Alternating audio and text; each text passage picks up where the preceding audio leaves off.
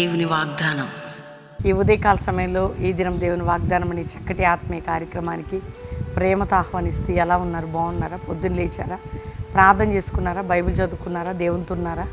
దేవుని సన్నిధిని మీరు ఎట్లా అనుభవించాలి అంటే కృప వెంబడి కృపను పొందొచ్చు. ఆయన ప్రేమ చేత, ఆయన కనికరం చేత మనందరం నడిపించబడాలి.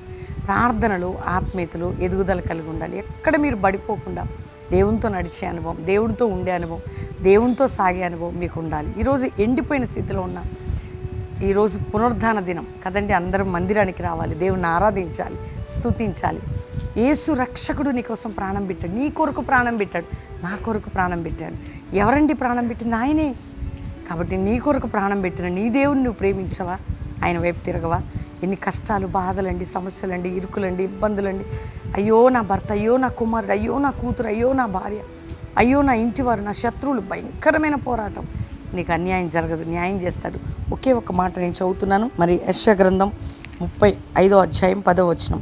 యెహోవా విమోచించిన వారు పాటలు పాడుచు తిరిగి సియోనుకు వచ్చెదరు, వారి తలల మీద నిత్యానందం ఉండును. దేవుని చేత విమోచనబడిన వారు పాటలు పాడుతూ సంతోషిస్తారట దేవుని సన్నిధికి సియోనుకు. ఎందుకండి? వారి తలల మీద నిత్యానందం. నీ తల మీద అందరట నా నెత్తి మీద దరిద్రం ఉందంటారు. ఎక్కడుంది దరిద్రం?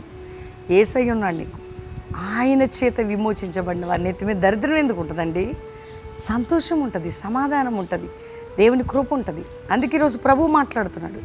నీ జీవితంలో, నీ కుటుంబంలో, నీ హృదయంలో నేను విమోచించి ఉన్న దేవుడు.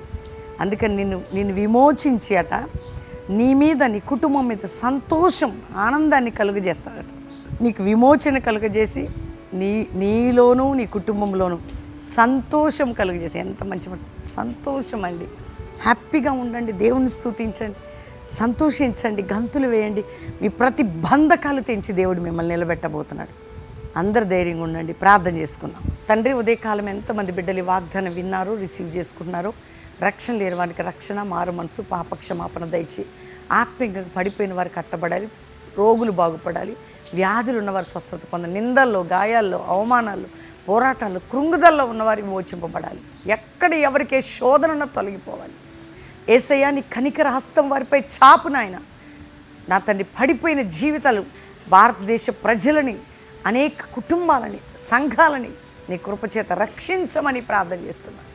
అయ్యా, దేశంలో కూడా భయంకరమైన శోధన, రక్తపాతాలు, మారణ హోమాలు నాయన, అన్నిటి నుంచి మా దేశ ప్రజలని, మా నాయకులని విడిపించి దైవజనులు వారి పిల్లల్ని కాపాడయ్యా, శత్రువు నుండి సంఘాలని కాపాడు. ఐక్యత, జాషువా జనరేషన్ అపోస్తుల బోధ, ఒక ఎస్తేరు, దెబోరా సైన్యాలు లేపు నాయన.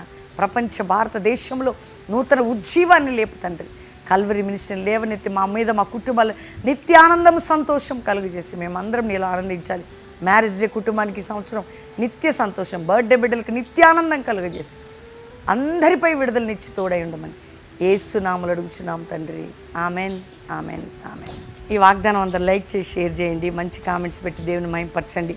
ముఖ్యంగా దేవుని బిడ్డలారా, వాగ్దానం వింటున్న మీరు ఈరోజు ఆదివారం మందిరం ప్రామిస్ ల్యాండ్లో 3 ఆరాధనలు, బెల్లంపల్లిలో 3 ఆరాధనలు, 5 to 6 ఉంటుంది, 7 to 9, 10 to 12, ఈవినింగ్ 5:30 to 8:30. అందరం కలిసి చక్కగా ప్రభుని స్తుతిస్తూ ముందుకు సాగుదాం.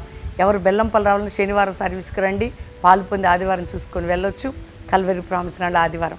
మిమ్మల్ని, మీ కుటుంబాన్ని దేవుడు దీవించును గాక. ప్రైజ్.